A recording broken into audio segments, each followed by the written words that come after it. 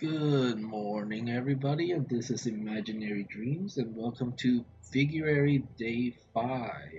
If you are enjoying this sort of personal journal and self critique, be sure to subscribe, I suppose, and any comments of how this video could be better, besides the drawing, obviously, is very much appreciated. And so today's lesson from the guys at a Love Life drawing is about rotation and twist. The previous week was about that squashy middle, so when you sort of turn your body to the left or right, but now you're twisting it, rotating the body. And then their lesson is to sort of try to measure how much area or surface area there is visually from the right side of the body compared to the left.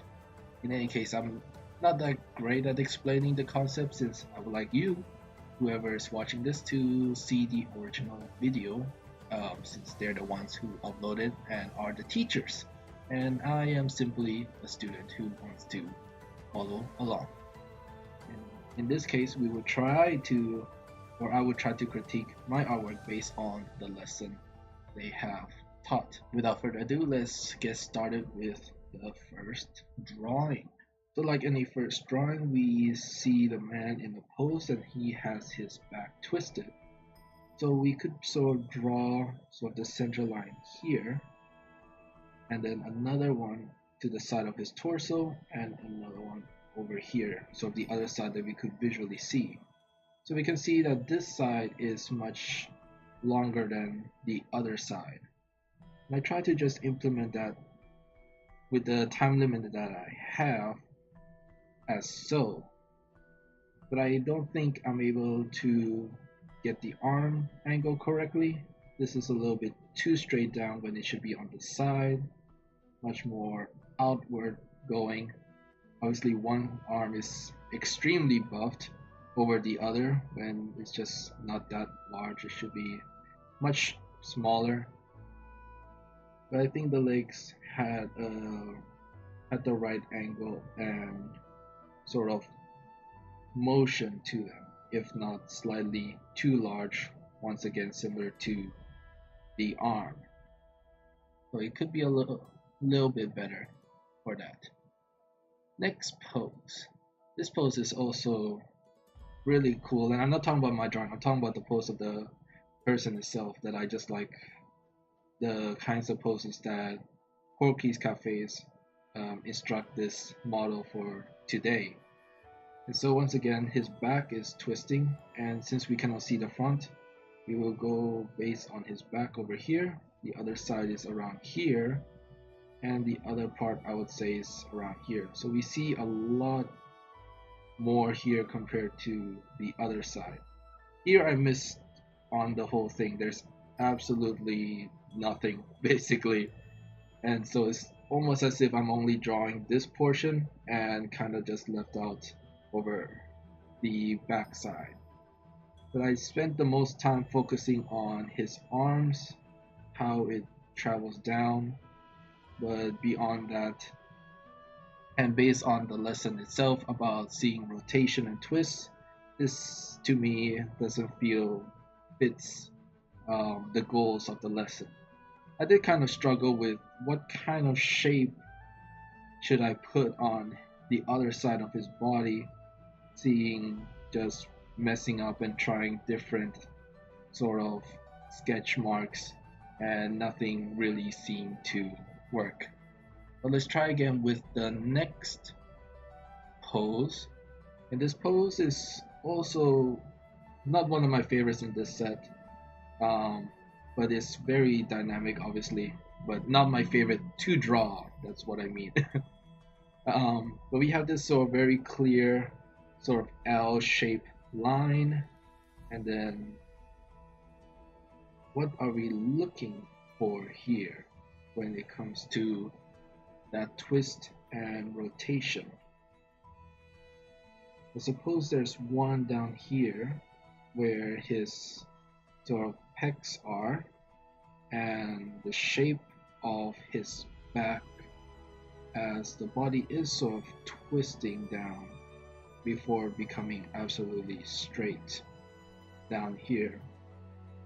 Currently, I couldn't really see much, but um, beyond the different arm poses, that I think I got kind of, or sent the message kind of okay. I don't really like how I drew this leg and wish I could sort of define his muscle a little bit better. Just drawing straight lines isn't good enough. So this bottom calf over here is way too simple when both of his legs are actually switching sides. If we look at where the foot placement is, they're actually swapped. So it's a much more complicated feet position than first seen. Let's try again with the next pose. Now this pose feels a little bit better to draw on. Sadly, I still make the same mistake of going too far and missing out on his feet, cutting his leg off. But here we have a much better understanding about the goals of the lesson once again with the rotation and twist. His upper body is twisting and showing the left side of his back over here, and then it becomes hidden right around this area. Now we only see the right side of his back. So I tried to sort of sketch that out. Sadly, I forgot his neck and just gave him these massive traps when he's got a neck right here. Like his neck should be around here, and then the head sort of goes around there. So I missed the neck, gave him way too large traps. That's something to fix for next time. And the missing out on the foot. I could give a little bit more lines for the squash, and also, and I think this sort of leg sort of turned out quite okay. And the arm that sort of stretched to reach for this leg, the right leg, came together quite okay. So neck and foot would be the ones that I'll try to improve the next time. Our fifth pose. This time, like learning while sketching, made sure that my feet are in the correct, or have enough space to draw the feet entirely. And how I decided to tackle this pose was to first draw this long stick so that I'm able to just measure how far his arms will have to reach to get there.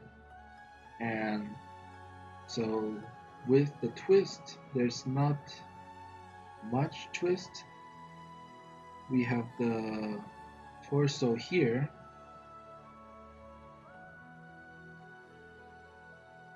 but there's just a very slight twist. But we can obviously see this side of the chest much larger than over here. So here's much smaller. And I don't think I really show that in the drawing too much. I only focus on the pose, such as the legs coming over. This leg is very straight, and the twisting side of things was not communicated too well, even though it does look a little bit more accurate drawing compared to the other drawings in today's lesson. So communicating the twist wasn't so clear in this drawing as I think it should be.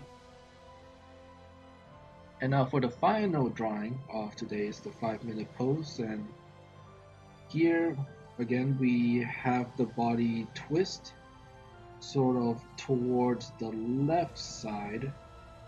Again, this side of the chest is much larger than over here, and it's almost like it's going so downwards, and here it's just really stretched out. I don't think I drew it based on what I just described, having the left side of the chest much larger than the right. Here it seems they're just both the same size, in which case that chest should be around here